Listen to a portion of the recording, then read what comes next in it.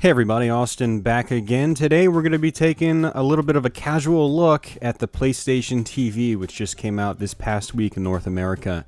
Now, here we've actually got the Lego Movie video game bundle, and this is a $139.99 bundle you can get at various places. I got mine at Target. Strangely enough, I was not able to find it at my local Walmart or Best Buy, so if you're looking for this, maybe try Target first. A friend of mine up in Wisconsin, though, says his Best Buys and Walmarts do have them, but mine in Northern Virginia do not. So definitely do some shopping around if you want to check one of these out. So essentially what the PlayStation TV is a consoleized PlayStation Vita system. Now, the PlayStation Vita is Sony's successor to the PlayStation Portable, and it was a really sweet handheld system. It's very powerful, much more so than the PlayStation Portable. It's got higher resolutions, and some of the games were really cool on it. And essentially, the PlayStation TV is just a consoleized version of that. Now, this Lego Movie bundle actually comes with a PlayStation 3 DualShock 3 controller, which you can use on the PlayStation TV, and is really, really comfortable. And this package also comes with an 8 GB memory stick. And it also comes with the USB charging cable, a bunch of other cables to hook it up to your television and whatnot. So basically, in this video, we're going to take a brief look at the hardware. But we're also going to be taking a casual look through the graphical user interface of the system, and I'm going to show you how some games run on the platform. Now, a brief disclaimer, the PlayStation TV uses encryption on its video signal, much like other Sony systems do. And that means I can't record footage through HDMI. And the PlayStation TV, unfortunately, only outputs HDMI. There's no component out or composite or anything like that on this. So I had to record my television with my camcorder. So we're going to be kicking it a little bit old school on this video. So here we have the console itself, and this thing, my God, is tiny. It's smaller than my hand. I've got it in my entertainment center, and I have forgotten I've even got it in there. Aside from when I'm playing it, obviously. I've got my controller coming out from it, but this thing is super small. So on the back, you've got a few different ports. You've got interestingly enough, an RJ45 network jack port to plug right into the wall for your networking. You've got your HDMI port, your power supply port, a USB port for like keyboards or charging your DualShock controllers, and then obviously a memory stick port. And that's it. On the side, you've got your Vita game card slot. And that's where you put the Vita cards in. And it's actually really hard to get that door open on the right-hand side of the system. So you might have a little trouble doing that, but I can picture myself getting better at it over time. So yeah, that's the PlayStation TV console itself. I keep wanting to say the Vita TV because that's what it was known as when it was originally announced. And yeah, it's a cool little system. And so let's go ahead and get into the graphical user interface, and I'll show you kind of, poke around the system and show you guys how it works. Alright guys, so here we've got the main graphical user interface for the PlayStation TV. The PlayStation TV, again, is essentially a consoleized PlayStation Vita, which means the graphical user interface, or the GUI, is pretty much exactly the same. Basically, at the top of the screen, you've got a lot of your typical icons and so forth. The PlayStation Vita and the PlayStation TV have lots of built-in software, such as your friends list for PlayStation Network, a video player, a music player, messaging, a web browser. And if you scroll down using the directional pad, you can actually go down to where all your applications are and so forth. And as you can see here on mine, I've got quite a few different applications because I've had a PlayStation Network account for a long time. There's a couple other things you could do on this screen, though. You can actually, if you click on that icon in the top right-hand portion of the screen that says 1, you can actually go to sort of your download history list, and then it's also a list showing your achievements, or trophies as they call them on the PlayStation side of things. And what's cool about downloads is that they'll actually multitask in the background while you play your games or browse the web or do whatever. So now there is one major problem I have with the PlayStation TV, but I want to actually sort of save that for last. I want to sort of get away from the boring stuff that I've been showing you guys. And I'd like to show you some games first. Again, though, because I'm shooting the camcorder at my television, the quality of the footage isn't that great. The contrast is too high, things like that. So this footage isn't going to do these games justice, but you'll get an idea of how games play on the PlayStation TV. And For the games that actually work, because there are many compatibility issues, unfortunately, and that's another one of the problems I'll discuss towards the end of the video, the games play awesome, the ones that do anyway, and the PlayStation TV feels great when the games actually work. But without further delay, let's go ahead and get into some games. First off, we're going to take a look at a couple of PS Vita games. Now, the first one you're looking at here is actually TXK. This is a spiritual successor to Tempest 2000 from the Atari Jaguar, as well as Tempest 3000 on the Nuon. And this game is really stunning on the big screen TV. And again, this footage isn't going to do it any kind of justice at all. If you get a PS Vita or if you get a PlayStation TV, I highly recommend checking out this game. It's in the PlayStation Store for about $8, and it's totally worth it. Visual sensory overload is the best I can describe this game, and it just looks awesome on my HD TV. I originally had a PlayStation Vita, and TXK was one of the reasons I bought it, and it looked amazing on that screen, but it looks even better on a 47-inch television or whatever I have here. It's pretty big.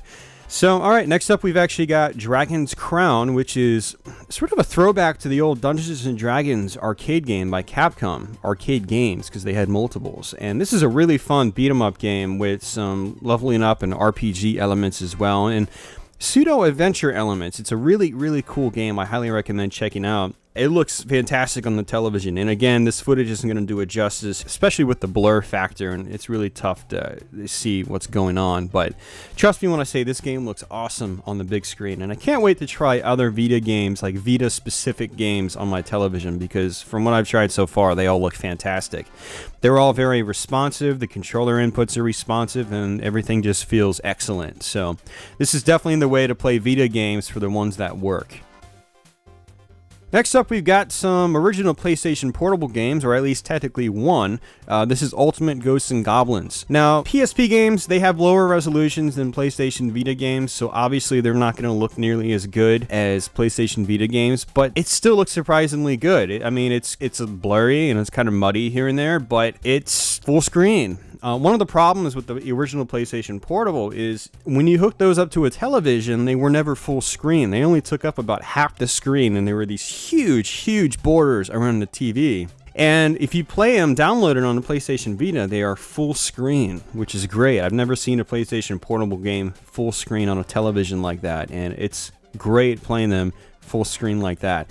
So yeah, you have to repurchase and re-download some of your PSP games if you want to do that, but they're full screen, and it's almost like it's worth it in that regard, especially if you have personal favorites like me. Ultimate Ghosts and Goblins is one of my favorite games on the PlayStation Portable, and it's great to play it full screen with the DualShock 3 controller.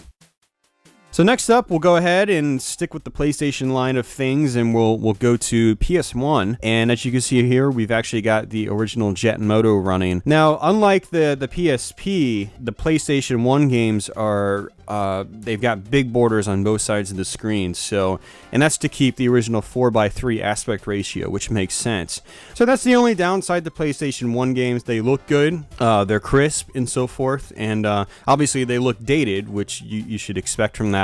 But they do output very sharp on my HD TV, which is good, and that's really what you want from, you know, old emulation.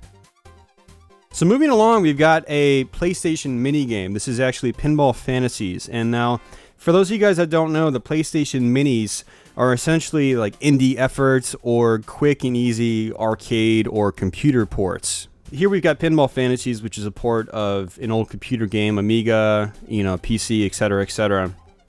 And it looks really great here on the television. Granted, there's borders on the sides of the screen, but that's kind of the nature of the game, because this game in particular was originally designed for the handheld, where you could actually flip the screen. And you can still flip the screen here, but the idea was to flip the screen on the handheld and rotate your handheld vertically. Last but not least, we have PlayStation Mobile. Now, these are games designed for, obviously, smartphones. You know, it's PlayStation Mobile. But you can download them to the PlayStation TV and play them with, again, a DualShock 3 controller or a DualShock 4. The system is compatible with PlayStation 4 controllers. And what we have here is actually Gun Commando, which is a classic Wolfenstein 3D style first-person shooter, and normally you would have to use the touchscreens, which I have never found to be comfortable at all on mobile devices, but those are essentially mapped to the analog sticks now, and it feels really great turning around. Granted, I had to lower the sensitivity a lot, but after that, the game actually felt really good, and it's a lot of fun to play on the big screen. Alright guys, so last but not least, we're going to be taking a look at the PlayStation Store, and I'm going to be dedicating a little more time to this portion of the video, primarily because a lot of card-based PS Vita games are not compatible with the PlayStation TV, surprisingly. So my gut feeling tells me that most people are going to be acquiring their games through the PlayStation Store, and this is where some of the biggest problems are with the system, in my opinion, from my past several days of using this since it's been out. And it's got a lot of different things to try. Again, you've got PlayStation Vita games you can download, PlayStation Portable games, PS1 Classics, PS Minis, and obviously PlayStation Mobile games. You've also got video and again, PlayStation Mobile games, and they're all segmented at the top of the screen. You can see game, video, and PlayStation Mobile, and that's how you get to your different sections. One of the problems I have is some of the games that are available as PS1 Classics or PSP games on the PSP or PlayStation 3 or 4 for that matter aren't available on the PlayStation TV for some odd reason, or the Vita. But there are games that actually don't work on the system that are still available in the store. So, case in point, I actually purchased Castlevania Dracula X Chronicles because Castlevania is one of my favorite series of all time. I wanted to grab the PSP version, play it full screen on my TV. I went to the search bar, typed in Castlevania Dracula X Chronicles came up. There was no warning screen. I assumed it worked. I bought it for $15, mind you. That's a ripoff. I can buy it for $10 brand new on Amazon or something like that and just play it on my PSP. But I bought it on the PS TV because I wanted to play it full screen. And I downloaded, everything looks good. I load the application that says, this game is not compatible with your system. Screw you. And I'm basically out of 15 bucks now. So you have to be really, really careful about that when you're searching through games on the system. Sony does have a compatibility list online. I highly recommend, if you pick up a PlayStation TV, to check out the compatibility list and make sure you don't get basically caught in the same position as I did. Now, there were a couple other smaller like indie titles that I purchased as well that aren't compatible, but they come up in the shop. Why do they come up in the shop when they're not compatible and with no warning, mind you?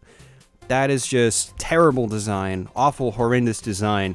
And if you get a PlayStation TV, you have to be really, really careful about that. So now I've made the PlayStation TV sound really bad in these last few minutes, but that's really just the PlayStation Store aspect that's kind of bad. The rest of the PlayStation TV is solid. Granted, there's a lot of compatibility issues though. Now, aside from that, guys, those compatibility issues, when the PlayStation TV works, it works well, and it's great. Like, the games that I've showed you guys are awesome being played on this thing. And whether you're interested in buying one of these or not, if you are, just do some research. Do some research on the game library. Do some research on the available PlayStation Network games for the PS Vita and the PS TV. And see if there's enough there that you want to play and you want to buy that is going to warrant the purchase of this system. Now, for me, again, I've had a very large PlayStation Network download account for a long time now, and so I was able to download a lot of those games. I had probably about 75% of those games I was able to download. The other 25% just weren't compatible with the system at the time. Sony needs to fix that so I can download them. So yeah, this makes a great gaming and a great game box for me, and it's great playing some of these classic games full screen like Ultimate Ghosts and Goblins on the PSP. And so for someone like me, the PlayStation TV is actually still really good, despite it being lacking in so many other areas. For someone else, it might be a different story. So do your research, look into it further, and if it interests you, it's not expensive. You can get bare bones consoles for $100, which might be the way to go if you already, say, have a PlayStation 3. You can use your PS3 controller on it, so you won't have to buy an extra controller. Or you can buy the $140 bundle, which is definitely the best deal because you'll get the extra controller, you'll get the 8GB memory stick, which is like $20 on its own anyway. So really, the way to go is the $140 bundle, I think, regardless. And it's not expensive. So if this system looks appealing to you, go do some more research and check it out. And if you do end up picking one up, let me know your thoughts on this system. Or if you have already picked it up, let me know your thoughts as well. And for those of you guys that don't plan on picking one up, let me know your thoughts as well. I'm curious to know why you might not want this. So that's that, guys. I'm going to go ahead and wrap up this video. I want to say thanks for watching as usual. Hope you enjoyed this casual look at of the PlayStation TV. As usual, I'll be back with some other videos and Let's Plays and whatnot and things like that shortly, so definitely stay tuned. Until then, guys, take care.